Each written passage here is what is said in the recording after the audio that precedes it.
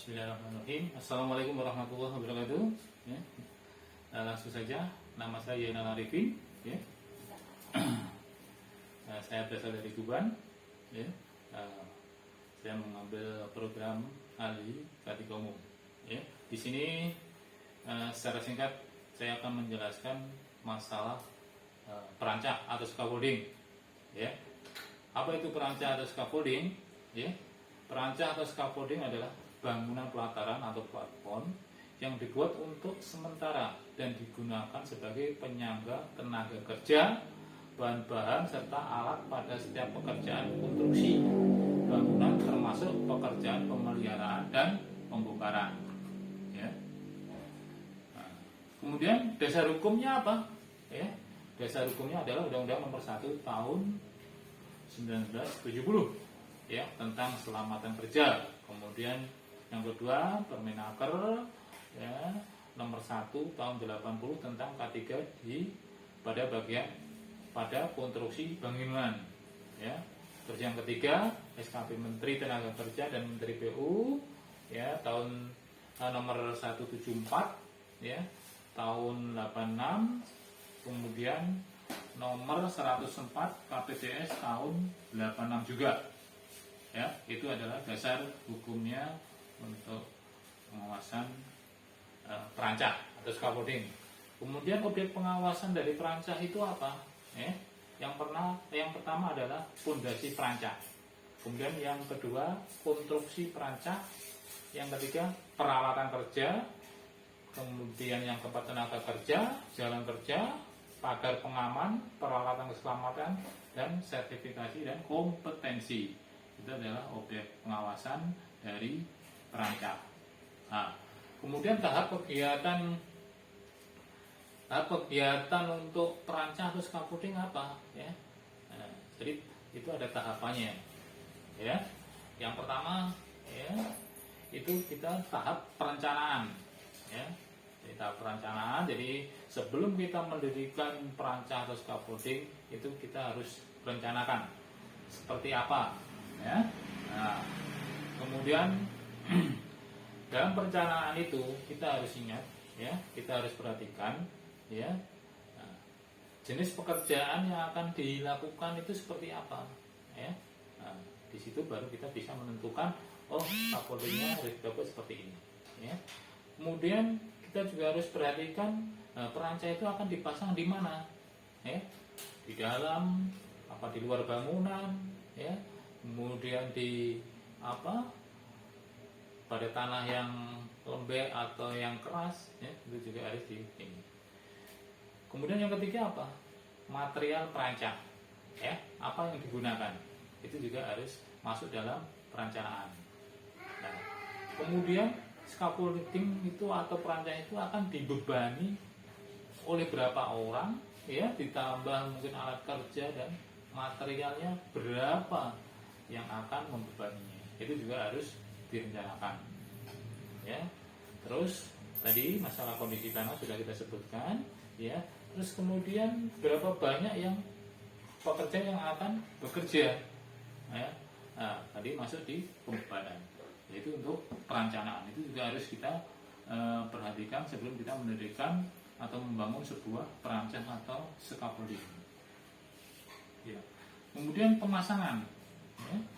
Untuk pemasangan ya, kita harus perhatikan ya, kalau kita mau install scaffolding ya, area kerja itu kita pasang tanda gaya ya, atau kita kasih barricade ya, agar apa? Agar pekerja yang tidak berkepentingan itu tidak mendekat ya. Karena apabila mereka yang tidak berkepentingan mendekat, dikhawatirkan ya, nanti ada material jatuh atau alat jatuh bisa mengenai pekerja yang lain ya. Nah, kemudian saat pemasangan juga harus benar-benar diperhatikan ya, pemasangan klem, pemasangan apa ya, material-material yang lain tidak boleh longgar ya, atau lepas. Pastikan benar-benar kencang ya. Nah, tidak ada potensi untuk kendor dan sebagainya. Kemudian yang ketiga ya, dilarang melempar material perancah ya, dari atas ke bawah saat pemasangan peranca, ya. Kemudian kita harus menggunakan prosedur atau metode yang ditetapkan, ya. Jadi kita nggak asal bikin scaffolding atau peranca, tapi semua itu harus kita bangun sesuai aturan yang berlaku, ya. Nah, maksudnya apa di sini, ya? Jadi kita harus memperhatikan, ya, pemasangan standarnya bagaimana, ya. Itu termasuk bagian-bagian dari scaffolding yang kita disebutkan pula bagian-bagian scaffolding itu adalah ada standar, ya, yang berdiri tegak lurus, kemudian ada ledger itu yang memanjang, ya, kemudian ada transom yang melintang, ya, kemudian ada bracing untuk memperkokoh, ya, scaffolding atau peranca, kemudian ada outrigger, ya, itu apabila scaffolding dibangun dengan ketinggian tertentu itu kita harus kasih outrigger sebagai penunjang, ya, scaffolding itu sendiri, ya. Kemudian ada platform, ya, atau lantai kerja, bisa pakai kayu, bisa pakai asiba, ya. Kemudian pemasangan harus rapat. Terus lagi setelah itu ada, ya, bubot, ya, pemasangan kayu atau istilahnya asiba samping. Gunanya apa? Itu untuk menahan apabila ada material atau alat jatuh, itu bisa menahan. Di samping itu juga apabila ada pekerja istilahnya melewati platform tersebut yang terpleset dan sebagainya, kakinya tidak langsung tergelincir, ya, itu bubot. Kemudian apalagi bagian-bagian lain itu ada yang namanya railing, ya, atau handrail, ya, sebagai pegangan tangan, ya. Jadi di handrail, ya, atau handrail itu terdiri dari top rail, yaitu yang paling atas, bagian atas, ya. Kemudian ada mid rail, ya, itu harus terpasang semua, ya. Kemudian jarak antara lantai atau istilahnya platform sama top rail itu sekitar 90 sampai 110, ada juga sampai 120, ya, tergantung istilahnya pekerjanya, itu orang Indonesia atau orang luar negeri, kita sesuaikan. Kemudian mid rail yang di tengah itu antara lantai kerja sama mid rail 50 cm atau setengah meter, ya. Jadi antara top rail mid rail itu harus terpasang semua. Nah, kemudian tangga, scaffolding harus ada tangga. Kalau nggak ada tangga itu tidak bisa, ya. Misalnya pekerja yang melewati ledger atau transom itu tidak diizinkan. Jadi harus ada tangga, ya. Tangga itu juga harus dipasang kuat, ya, pasang kuat. Kemudian harus diperhatikan juga anak tangga, ya. Jadi jarak antara anak tangga, ya, maksimal atau minimal 45 cm. Jadi tidak boleh terlalu lebar atau terlalu pendek, ya, jaraknya, ya. Itu nanti mempengaruhi ekonomi dari pekerja, ya. Itu untuk tangga. Kemudian scaffolding juga harus dipasang, ya, di bawahnya dipasang base plate, ya. Base plate, ya, untuk apa? Untuk menahan, ya, material dari scaffolding dari pipa, ya, biar tidak rusak ataupun untuk menahan, ya, agar scaffolding itu istilahnya membebani dengan adanya base plate itu akan merata, ya, itu, ya. Terus lanjut lagi, ya. Kemudian kalau itu sudah terpasang semua, ya, ya, baik itu standar, ledger, transom, bracing, kemudian outrigger, terus handrail, ya, tangga, ya. Kalau itu sudah semua, ya, baru kita lakukan inspeksi sebelum digunakan, ya, oleh siapa? Oleh inspektor scaffolding, ya. Dan perlu diketahui juga, perlu diingat juga, untuk pembangunan perancang atau scaffolding, ya, itu harus dibangun oleh scaffolder, ya, yang bersertifikat, ya, itu perlu diingat.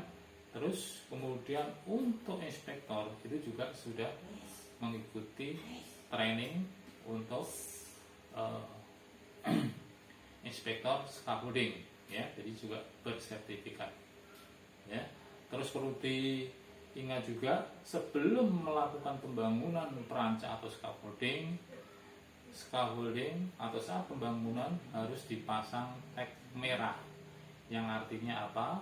Itu masih proses pembangunan dan hanya scaffolder yang diizinkan untuk naik atau membangun scaffolding, ya.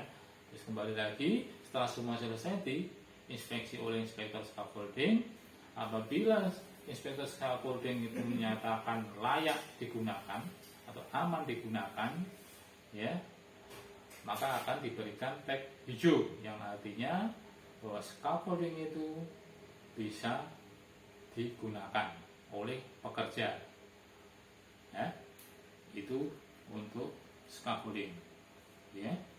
Kemudian perlu diketahui juga, ya, untuk berat atau pembebanan scaffolding itu dibagi menjadi 3, ya. Perlu diingat, jadi ada light duty itu sekitar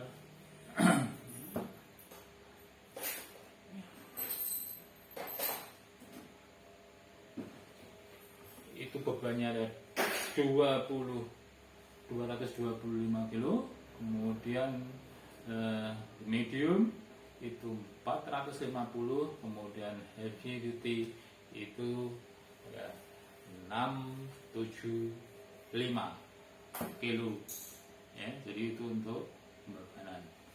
Kemudian perlu diketahui juga bahwa standar untuk pemasangan scaffolding itu bermacam-macam.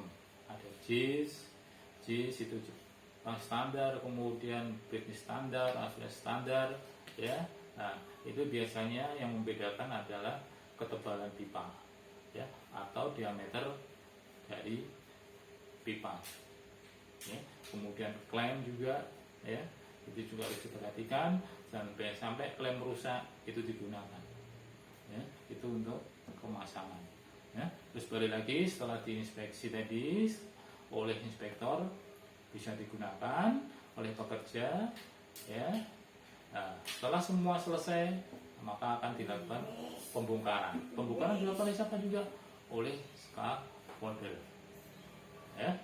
Mungkin itu aja penjelasan masalah scaffolding, ya, supaya ini bermanfaat, ya, bagi rekan-rekan semua. Saya akhiri, wassalamualaikum warahmatullahi wabarakatuh.